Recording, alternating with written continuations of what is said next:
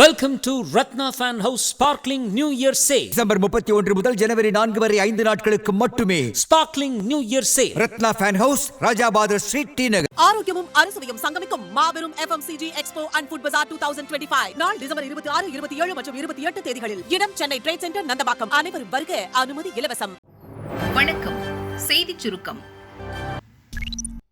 ஸ்டாலினுக்கு தெம்பு திராணி இருந்தால் அதிமுக சவால். அதிமுக வெளியிட்ட அறிக்கை. அதிமுக பொதுச் செயலர் பழனிசாமியின் பதிலடி முதல்வர் ஸ்டாலினை கதறவிட்டிருக்கிறது போலும். வழக்கம் போல அமைச்சர் ரகுபதியை ஏவிவிட்டு பதில் தருகிறேன் என்ற பெயரில் புலம்பி தள்ளியுள்ளார். ரகுபதிக்கு கொஞ்சமும் கூச்சமில்லை. அதிமுகவிடம் எத்தனை அடி வாங்கினாலும் இன்னும் கொஞ்சம் அடியுங்களேன் என்று தானாக வண்டியில் ஏறுவதே வேலையாக மாறிவிட்டது. அதிமுக ஆட்சியில் முதல்வராக இருந்த பழனிசாமி அடிக்கல் நாட்டிய கள்ளக்குறிச்சி கலெக்டர் அலுவலகத்தை தான் ஸ்டாலின் திறந்து வைத்துள்ளார். திமுக ஆட்சியின் கையாலாகாத தனத்தால் சாராயம் குடித்து 68 பேர் உயிரிழந்த போது கள்ளக்குறிச்சி செல்ல முதல்வர் ஸ்டாலினுக்கு தைரியமில்லை. அப்போதெல்லாம் ஓடி ஒளிந்துவிட்டு இப்போது தேர்தல் ஜுரத்தில் மேடை போட்டு காலரை தூக்க கொஞ்சம் கூட வெட்கமாக இல்லையா? அதிமுக ஆட்சியில் கட்டிய கிளாம்பாக்கம் பஸ் நிலையம் முதல் சேலம் புதுப்பிக்கப்பட்ட பஸ் நிலையம் வரை கருணாநிதி பெயரை கூச்சமின்றி ஸ்டிக்கர் ஒட்டியவர்கள் அதிமுக பற்றி பேசலாமா? வேட்டியை மாற்றியதும் கொள்கையை தூக்கி எறியும் அமைச்சர் ரகுபதி போன்றோர் இருக்கும் திமுக இப்படித்தான் இருக்கும். கொரோனா காலத்தில் லேப்டாப் கொடுக்கவில்லை என ரகுபதி கேட்பது அவர்களின் கூடாரம் எவ்வளவு பெரிய முட்டாள்களை வைத்திருக்கிறது என்பதையே காட்டுகிறது. முதல்வர் ஸ்டாலினுக்கு தெம்பு திராணி இருந்தால் சட்டசபை நிகழ்வுகளை முழுதாக நேரலையில் காட்டச் சொல்லுங்கள். நேருக்கு நேர் நின்று பேசுவது யார்? சபாநாயகருக்கு பின்னால் ஒளிந்து கொள்ளும் தொடை நடுங்கி யார் என தமிழக மக்களும் பார்த்து ரசிப்பர், சிரிப்பர். இவ்வாறு அதில் கூறப்பட்டுள்ளது. கூட்டணியில் சேர்ந்தா எவ்வளவு தருவீங்க? விஜயுடன் பேரம் பேசும் தினகரன், OPS. தமிழகத்தில் 2026 ஏப்ரலில் சட்டசபை தேர்தல் நடக்க உள்ளது. இத்தேர்தலில் திமுக அதிமுக கூட்டணிக்கு மாற்றாக தன் தலைமையில் கூட்டணி அமைக்க தாவேக தலைவர் விஜய் முயற்சித்து வருகிறார். தன் கூட்டணியில் இணையும் கட்சிக்கு ஆட்சியில் பங்கு வழங்கப்படும் என்ற அறிவிப்பையும் ஏற்கனவே வெளியிட்டுள்ளார். சட்டசபை தேர்தலுக்கு இன்னும் 100 நாட்கள் மட்டுமே கால அவகாசம் உள்ளது. ஆனால் தாவேக கூட்டணி இன்னும் முடிவாகவில்லை. திமுக தன் கூட்டணியில் உள்ள கட்சிகளை தக்கவைத்துக் கொள்ள தீவிர முயற்சிகளை மேற்கொண்டு வருகிறது. புதிய கட்சிகளை கூட்டணியில் இழுக்கவும் பேச்சு நடத்தி வருகிறது. அதிமுக பாரதிய ஜனதா கூட்டணியை பலப்படுத்த வேண்டுமென 2 கட்சிகளின் தொண்டர்களும் விரும்புகின்றனர். ஆனால் அதிமுக பொதுச்செயலர் பழனிசாமியின் பிடிவாதத்தால் பாரதிய ஜனதாவுடன் நெருக்கமாக இருந்த அமமுக பொதுச் செயலாளர் தினகரன் கூட்டணியில் இருந்து வெளியேறிவிட்டார். அதிமுகவில் மீண்டும் சேர முயற்சித்த முன்னாள் முதல்வர் பன்னீர்செல்வத்திற்கு கதவு அடைக்கப்பட்டுள்ளது. இவர்கள் இருவரும் தாவேக கூட்டணியில் இணைய பேச்சு நடத்தி வருகின்றனர். தேர்தல் செலவு தொடர்பாக முடிவு எட்டப்படாததால் கூட்டணி அமைவதில் இழுபறி நீடித்து வருகிறது. இதுகுறித்து தாவேக வட்டாரத்தில் கூறப்படுவதாவது: அதிமுக பாரதிய ஜனதா கூட்டணியில் கதவுகள் அடைக்கப்பட்டுள்ளதால் தாவேக கூட்டணியில் இணைவதை தவிர அமமுகவுக்கு வேறு வழி இல்லை. பன்னீர்செல்வத்தை இழுக்க திமுக தரப்பில் பேச்சு நடத்தப்படுகிறது. திமுக கூட்டணியில் இணைந்தால் தன் அரசியல் குரு ஜெயலலிதா வகுத்துக் கொடுத்த பாதையிலிருந்து விலகிவிட்டதாக சொந்த சமுதாய மக்களின் வெறுப்புக்கு ஆளாக நேரிடும் என பன்னீர்செல்வம் அஞ்சுகிறார். இதனால் அவரும் தாவேகாவுடன் கூட்டணி அமைத்தாக வேண்டிய கட்டாயத்தில் உள்ளார். இந்த 2 கட்சிகளை கூட்டணியில் சேர்ப்பதற்கு விஜயும் விரும்புகிறார். ஆனால் கூட்டணியில் அமமுகவுக்கு 30 சீட்டுகளும் பன்னீர்செல்வத்தின் அதிமுக தொண்டர்கள் உரிமை மீட்புக் கழகத்திற்கு 10 சீட்டுகளும் கேட்கப்படுகின்றன. கூட்டணியில் இணைய வேட்பாளரின் செலவுக்கு கணிசமான தொகை கேட்கப்பட்டு வருகிறது. இதனால் விஜய் கடும் குழப்பத்தில் உள்ளார். இந்த விஷயத்தில் பன்னீரும் தினகரனும் இறங்கி வரும் பட்சத்தில் கூட்டணி இறுதி செய்யப்பட்டுவிடும் என அந்த வட்டாரத்தில் கூறப்படுகிறது. அன்புமணிக்கு எதிராக தீவிர பிரச்சாரம். திமுகவில் இணைய மணி திட்டம். பாமக நிறுவனர் ராமதாஸ் தரப்பில் இருக்கும் அக்கட்சியின் கௌரவ தலைவர் GK மணி கடந்த சில வாரங்களாக பாமக தலைவர் அன்புமணியை கடுமையாக விமர்சித்து வருகிறார். இது தொடர்பாக பாமக நிர்வாகி ஒருவர் கூறியதாவது: இனி அன்புமணியுடன் இணைந்து செயல்படுவதில்லை என்ற முடிவுக்கு GK மணி வந்துவிட்டார். அதனால் ராமதாஸை திமுக கூட்டணியில் சேர வைத்து தான் MLA-வாகி விடலாம் என கணக்கு போட்டுள்ளார் மணி. திமுக கூட்டணியில் ராமதாஸுக்கு இடமில்லை எனில் திமுகவில் நேரடியாக சேர்ந்து MLA-வாகி விடலாம் என்ற எண்ணத்திலும் GK மணி இருக்கிறார். அதனால்தான் அன்புமணியை மிக கடுமையாக விமர்சிக்க துவங்கியுள்ளார். இவ்வாறு அவர் கூறினார். என்ன ஒருத்தரையும் காணோம். மீட்டிங்கில் நிர்வாகிகள் எஸ்கேப். மேலிட பொறுப்பாளர் எரிச்சல்.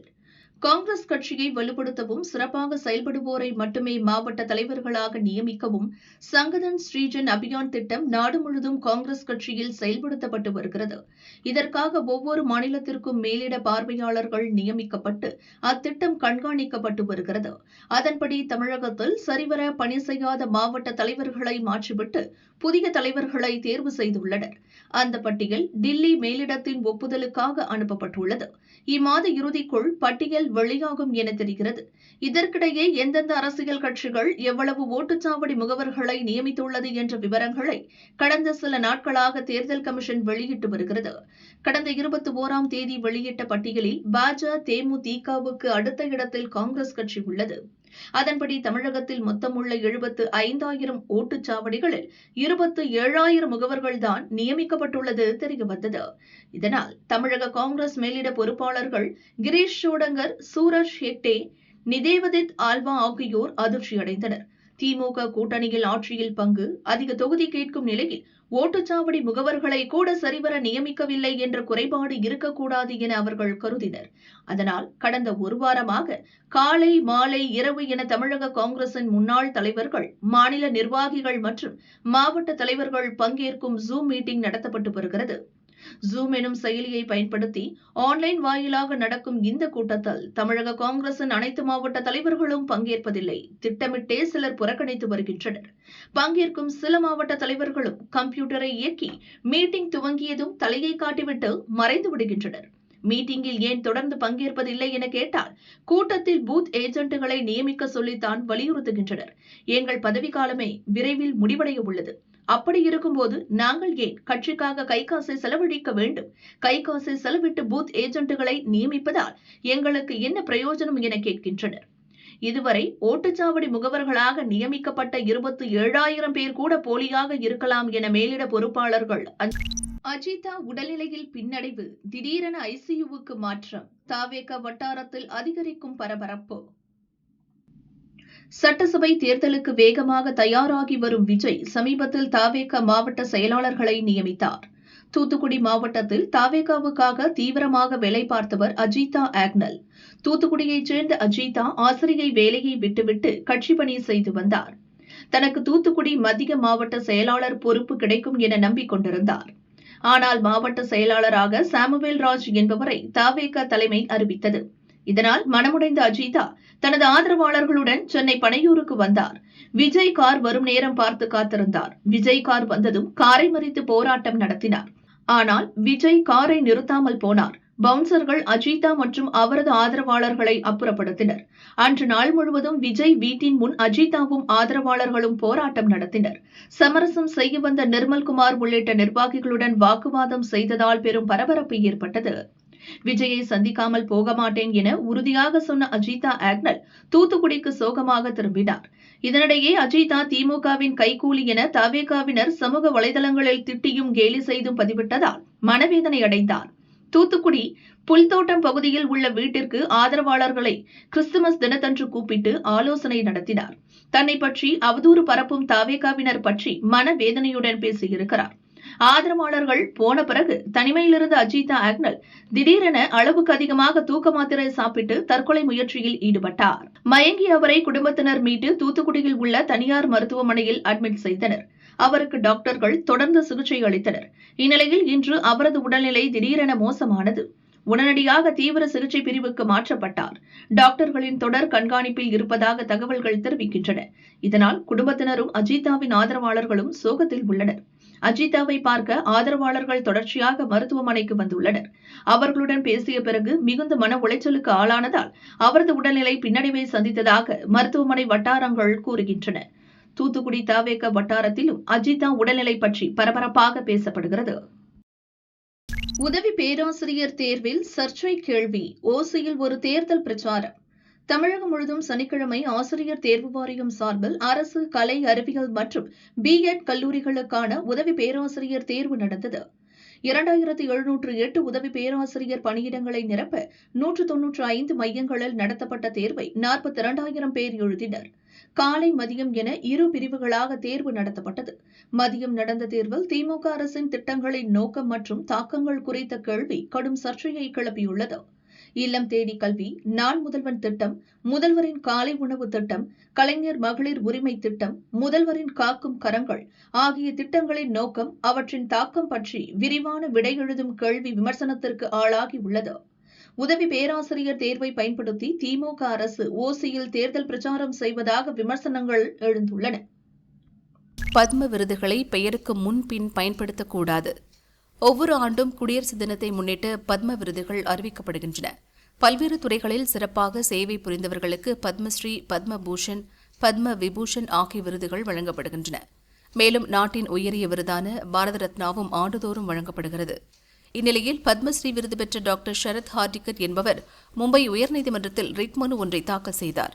அந்த மனுவில் பத்மஸ்ரீ, டாக்டர் ஷரத் ஹார்டிகர் மற்றும் பிற மனுதாரர்கள் என குறிப்பிடப்பட்டிருந்தது.